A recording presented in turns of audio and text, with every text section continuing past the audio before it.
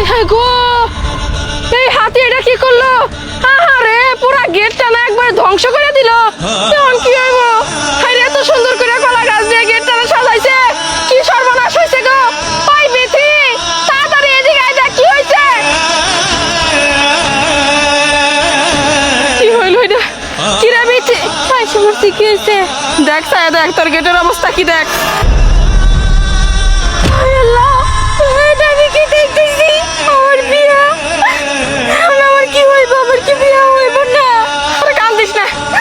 কি করবো, আমার মাথায় তো ধরতাছে না। এই হাতিটা কিসের জন্য বিয়ার গেটটা ভাঙ্গা দিল, এটাই তো আমি বুঝতাছি না। আমি এখন কেমনে করে সব দিকে সামাল দিব? ওই বরপক্ষ গত একটা চাওয়াইছিল বাড়ির গেটটা জানি তোরা অনেক সুন্দর করে সাজাস, তোরা তো অন্য কিছু দিতে পারস নাই। যাও একটা জিনিস করলি, এই হাতিটা এমনি করে নষ্ট করে দিল। এখন কি হইব, কি করবো, কিছুই তো বুঝতাছি না। এই চাচা করে আব্বা আব্বা তো ঘরের মধ্যে দরজা আটকে দিয়ে রয়েছে, আল্লাহ জানে কি না কি হয়ে যায়। কি করবো আমি, এইদিকে সামলাবো নাকি ওইদিকে? কে চাচা আমার ঘরের মধ্যে দরজা আটকেছে কে? মনে হয় যেগুলা কাহিনীর লেগে, আমি তো আর জানি না যে এইদিকে আমার বিয়ার গেট ভেঙে গেছে। আল্লাহ, আমার মনে বিয়ে হবো না। এখন আমি কি করবো, আমি কেমনে সামাল দেবো? তুই এক কাম করছে, তুই চাচার কাছে যা, চাচারে সামলা, দেখ কোনো ভাবে চাচারে বাইর করে যায় নাকি। আর গেটের ব্যবস্থা আমি করতেছি, দেখি কি করা যায়।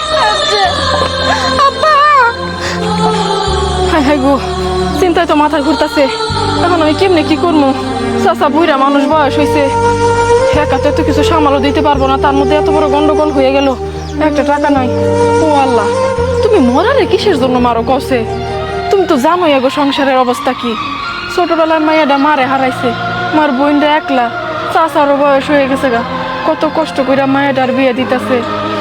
আল্লাহ, তুমি তো রহম করছো গোপতি, এমন একটা বরপক্ষ দিয়ে পাঠাইছো যারা কোনো কিছু চায় নাই, সামনে একটা গেটই চাইছে। আমার চাচা এত কষ্ট করে সাজাইলো, আর এই গেটটাও তুমি আমাকে কপালে রাখলা না, এমনি করে এই হাতিটা ভাঙ্গা দিল। কিসের শাস্তি তুমি আমাকে এমনি করে দিতেছো আল্লাহ? ও আল্লাহ, আমরা সবাই তো তোমার বান্দা, বান্দার প্রতি এত অবিচার কইরো না আল্লাহ। তোমার এত কিসের রাগ, কিসের ক্ষোভ, কিসের অভিমান পাও না আল্লাহ? কিসের জন্য এরকম করতেছো তুমি? আমাকে দিকে একটু মুখ তুইলা চাও, তুমি আমগুর উপরে একটু রহমত দাও আল্লাহ। এইভাবে আর শাস্তি দিও না, এই বিপদ থেকে আমাকে রক্ষা করো আল্লাহ, রক্ষা করো।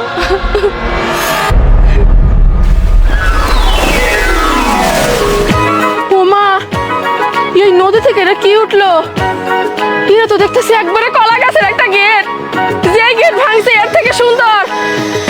আল্লাহ কি আমার দোয়া কবুল করে নিল নাকি? আল্লাহ আসলে রহমত করছে, বিয়া তো ভাঙবো না। ওই বিথি, বিথি রে কই গেলি? তাড়াতাড়ি এদিকে আয়। আল্লাহর দরবার লাগলো কি? ওই যে দেখ বিথি, তোর বিয়ের গেট ভাঙে ফেলাইছিল না হাতিয়ে, ওই যে দেখ নদী থেকে কত বড় গেট উঠে আসছে। আমি সত্যি দেখতেছি, তার মানে আমার বিয়ে হইব। শুকরিয়া কর, শুকরিয়া কর, আল্লাহ আমাকে দিকে মুখ ফিরা তাকাইছে। আল্লাহর কাছে আমি দুই হাত তুলে দোয়া করছি যে আল্লাহ তুমি একটু আমাকে উপরে রহমত দাও, রহমত দাও। কোয়ার সাথে সাথে আল্লাহ আমার দোয়াটা কবুল করে নিল। জীবনে তো তুই আর চাচা নামাজ পড়স না, আল্লাহরে ডাকস না, কোন একটা ভালো কাম করস না, আল্লাহ তো করে শাস্তি দিব না, তাহলে কারে শাস্তি দিব?